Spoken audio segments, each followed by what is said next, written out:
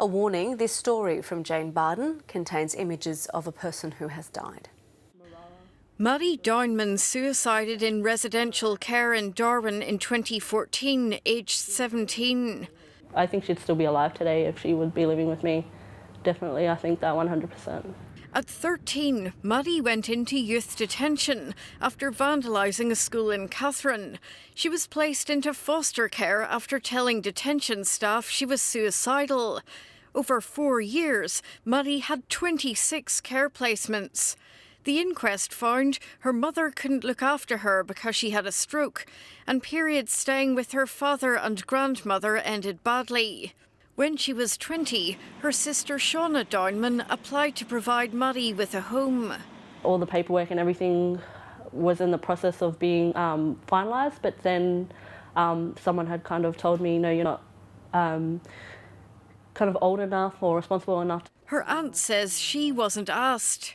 There was 9 of us, Maddie's aunties and uncles, well 8, her father's 9. We could have took her, and gave her a safe home. Northern Territory law requires attempts to place Indigenous children with extended family. The family want the Royal Commission to push the NT government to increase efforts to follow the rules. They need to make sure they've contacted all the families in all the states.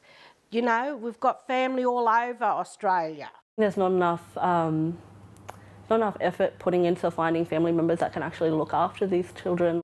The government is promising change. One of the things we're really focusing on is making sure we're identifying appropriate kinship carers much earlier in the investigation process. The family also want the Royal Commission to recommend that more support should be provided to troubled children in care.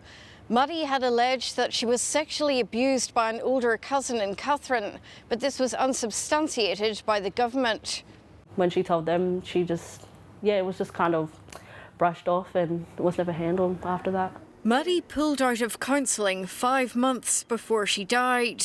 We know we have a substantive number of kids in care who need a range of supports. We need to make sure we've got staff who are properly trained. Both women know the challenges. Liz Dempsey works at a youth service providing support in Mount Isa. Shauna Downman is an Aboriginal health worker. We want to be there to help and, we want to kind of make a difference, but no one wants to make a change.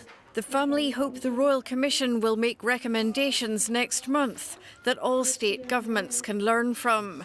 Jane Barden, ABC News.